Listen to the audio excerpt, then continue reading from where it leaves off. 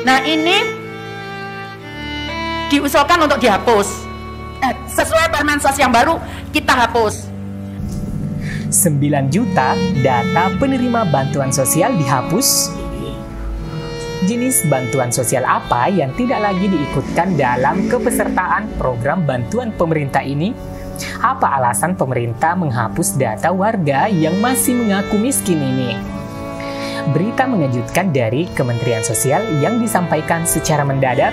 Menteri Sosial Tri Risma hari ini mengklarifikasi kabar soal penghapusan 9 juta orang miskin dari penerima bantuan iuran PBI Jaminan Kesehatan Nasional JKN di BPJS Kesehatan. 3 kelompok yang diusulkan untuk dihapus datanya.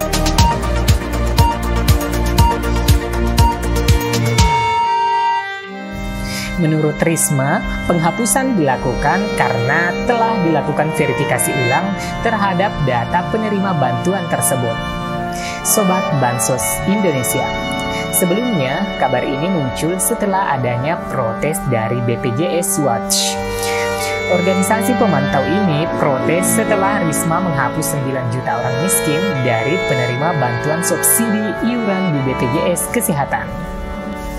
Awalnya, Risma telah menetapkan orang miskin sebagai penerima bantuan di BPJS Kesehatan sebesar 96,7 juta. Angka ini lebih rendah dari kuota nasional yang sebanyak 96,8 juta. Penetapan ini dilakukan Risma pada 4 Januari tahun 2021 lewat keputusan Menteri Sosial Kepmensos nomor 1/HUK/2021.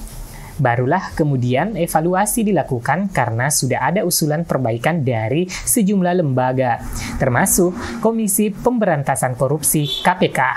Setelah dievaluasi, ternyata banyak perubahan dari data 96,7 juta yang sudah ditetapkan ini.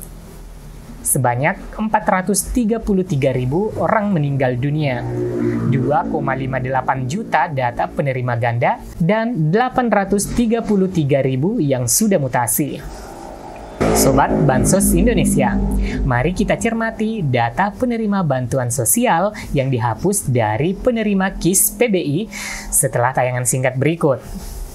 Namun, mari kita bangun channel ini dengan subscribe dan aktifkan lonceng notifikasinya.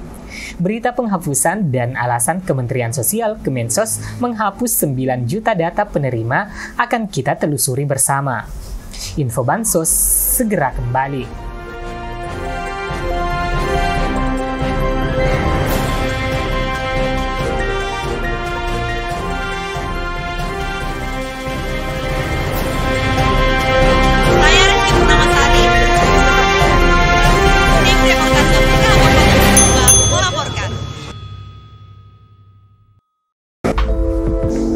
Menteri Sosial Tri Risma hari ini melakukan pemutahiran data penerima bantuan iuran PBI, Jaminan Kesehatan Nasional BPJS Kesehatan.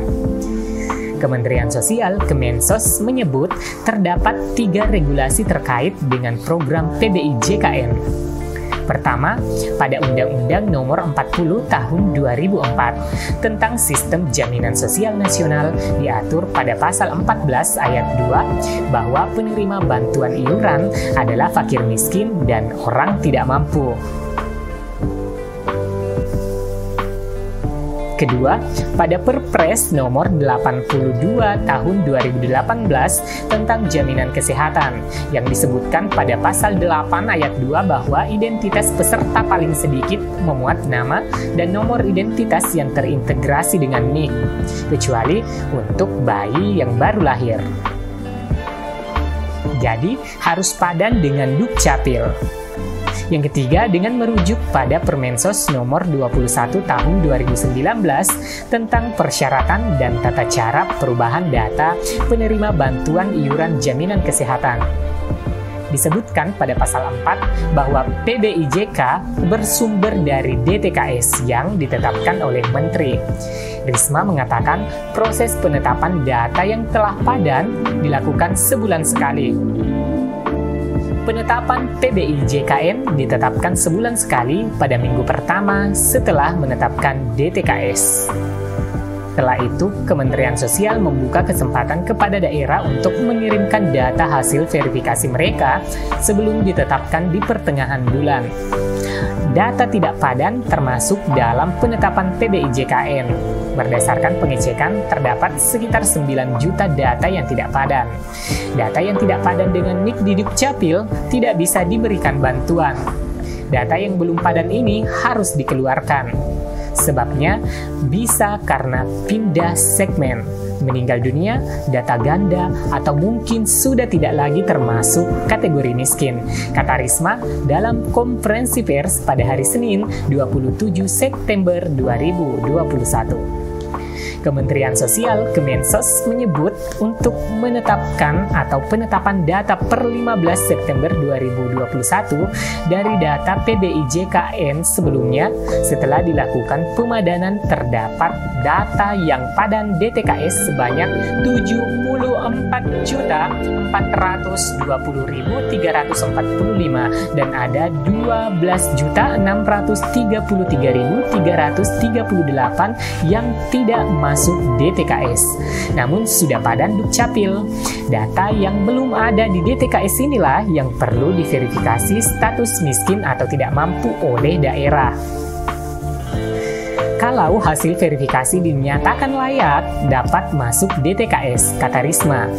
Untuk menuju kuota nasional sebanyak 96,8 juta, terdapat kesempatan untuk mengisi dengan jumlah 9.746.317 usulan baru, termasuk perbaikan data yang belum padan Dukcapil, migrasi dari PBI daerah, bayi baru lahir, pekerja yang setelah 6 bulan PHK belum punya pekerjaan, korban bencana, dan lain-lain. Jadi, masyarakat miskin atau tidak mampu yang belum menerima bantuan tidak perlu berkecil hati. Ini kesempatan bagi masyarakat yang benar-benar membutuhkan bantuan sosial yang dapat diusulkan melalui 6NG oleh pemerintah daerah, terang Menteri Sosial. Setelah dievaluasi, ternyata banyak perubahan dari data 96,7 juta yang sudah ditetapkan ini. Sebanyak 433.000 orang meninggal dunia, 2,58 juta data penerima ganda, dan 833.000 yang sudah mutasi. Mutasi artinya selama ini dia jadi orang miskin penerima bantuan iuran. Sekarang ekonominya sudah membaik, sehingga kelompok ini bisa naik status di BPJS Kesehatan menjadi kelas 1 dan kelas 2. Setelah 3 kelompok inilah yang diusulkan untuk dihapus datanya. Evaluasi terhadap data tadi berangkatnya dari Permensos nomor 1 2021 yang 96.788.880 itu kita cek meninggal. Itu 434.835. Kemudian ganda, ada yang ganda 2.584.495. Kemudian mutasi, jadi mutasi itu pindah kelas. Dulunya dia menerima bantuan full, kemudian dia bisa karena perbaikan ekonomi dia berpindah ke kelas 3, kelas 2. Mungkin juga ada yang kelas 1. Sehingga kurang lebih yang mutasi itu yang berpindah itu 833.624. Kemudian ada yang non DTKS. Non-DTKS tidak padan dengan data juga bisa memonitor melalui fitur usul dan sangga pada aplikasi Cek Bansos, apakah namanya sudah terdaftar. Menurutnya, bila proses pemadanan data berjalan baik, sangat mungkin jumlah data yang tidak padan akan semakin sedikit. Saya berharap pemerintah daerah segera dapat melakukan verifikasi dan validasi terhadap 12.633.338 data dan segera mengusulkan calon peserta PBIJK melalui 6NG, sambung mantan wali kota Surabaya ini. Risma juga mengingatkan data bersifat dinamis, bisa berubah setiap saat sehingga memerlukan verbal berkala dan tertib.